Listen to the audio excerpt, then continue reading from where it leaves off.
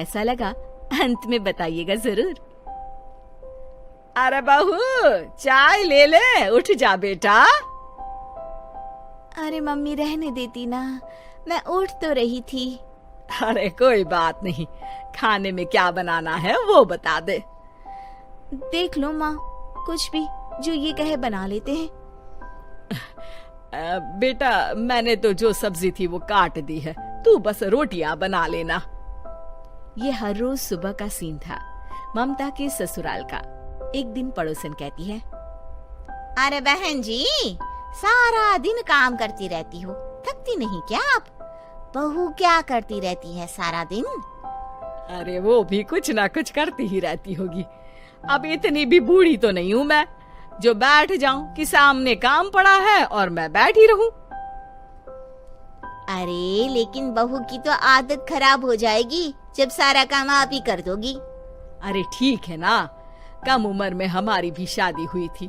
अब आजकल के पढ़ने लिखने वाले बच्चों को सारी जिम्मेदारी लेने में भी तो वक्त लगता है।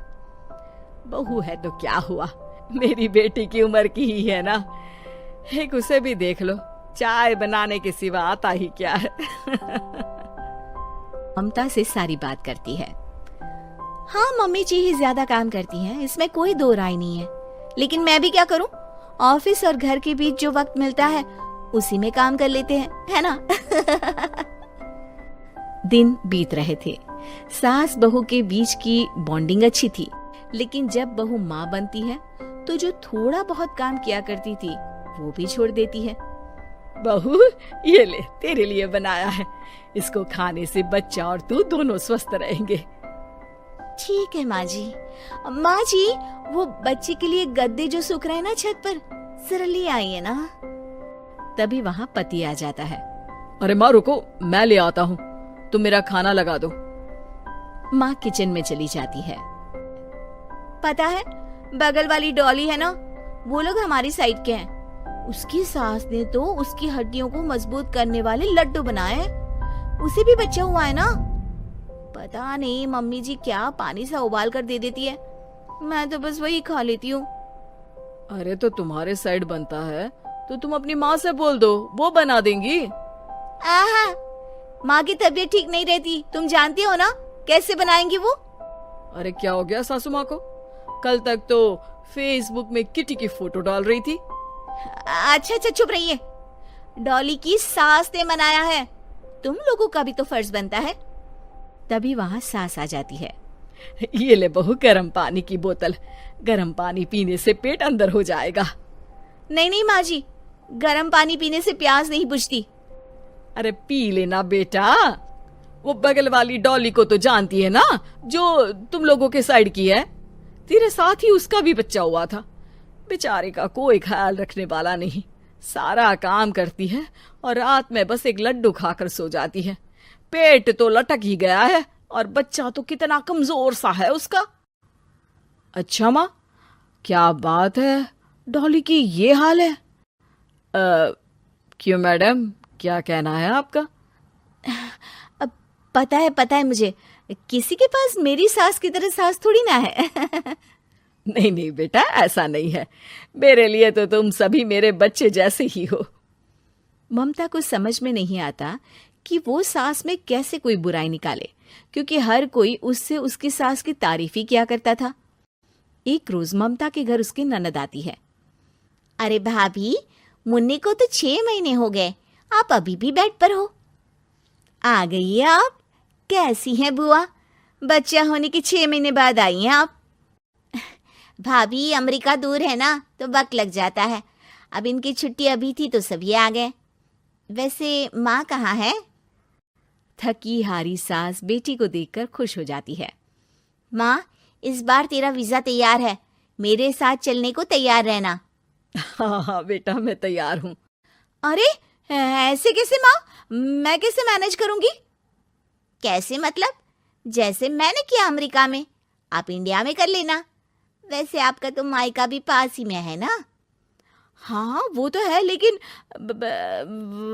वहाँ माँ के पास वक्त नहीं होता। ईश्वर भक्ति में उनका सारा समय चला जाता है। भाभी, बेटी परेशान हो तो माँ का ध्यान आरती में कैसे लग सकता है? समझ में ही नहीं आता। वैसे भी अब माँ को मैं अपने साथ ले जा रही हूँ। माँ को विदेश घूमने का शौक है ना। ममता मन मारकर चुप हो जाती है, लेकिन मन ही मन सोचती है कि वो कैसे सारा काम मैनेज करेगी। पति का खाना, नाश्ता, मुन्ने को नहलाना, धुलाना, फिर रात भर इसके लिए दूध तैयार करना। माँ तो सारा काम करती थी। हे भगवान, ना भाई ना। क्या हुआ भाभी?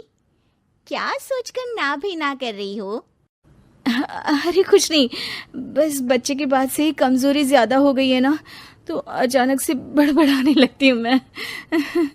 अगले दिन ममता अपनी माँ को फोन करती है। राधे राधे। माँ मैं क्या करूँ, मेरी सास तो अमेरिका जा रही है बेटी के पास। अब घर का सारा काम, बच्चा, सब कैसे मैनेज करूँगी। तू आ जाना माँ कुछ महीनों के लिए मेरे पास। अरे ना ना ममता, मेरे बस की बात नहीं है काम धाम। अरे तू तो जानती है ना, मैंने तो तेरे भाई की शादी भी गरीब गांव की लड़की से इसीलिए ही की थी कि वो चुपचाप घर का सारा काम करे। वैसे भी अब तो आदत भी नहीं रही मेरी काम करने की। ममता को माँ पर बहुत गुस्सा आता है। ठीक है माँ, देख लूंगी मैं, लेकिन मेरी मुसीबत के वक्त आप मेरा साथ नहीं दे रही है। अब भूल जाना मुझे। ममता गुस्से में आकर फोन रख देती है और रोने लगती है, लेकिन बेचारी करे भी तो क्या। अब सास और ननद दोनों घर का काम करते, नेहा आराम करती, लेकिन अब आराम में भी उसे चिंता रहती। और फिर वो दिन भी आ जाता है जब ननद का जाने का वक्त आ जाता है। भाभी मैं जा रही हूँ, अपना और मुन्ने का ख्याल रखना। ममता सास को देखती है और गले लगकर रोने लगती है। माँ जल्दी आ जाना। सास मुस्कुराकर कहती है, कहाँ से ममता, मैं कहीं नहीं जा रही।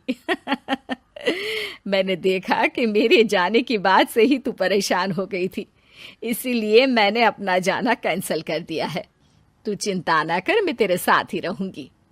ममता को अपनी माँ की बात याद आती है कि कैसे उसके कहने पर भी ममता की परेशानी को समझने की बजाय उसने मना कर दिया, जबकि सास ने बिना कुछ कहे बहू की समस्या पढ़ ली। हाँ माँ, हम सब साथ चलेंगे बाद में दीदी के घर अमेरिका। आज से आप रानी बनकर रहना और मुन्ने को देखना। मैं समझ चुकी हूँ कि मेरा फर्ज क्या है।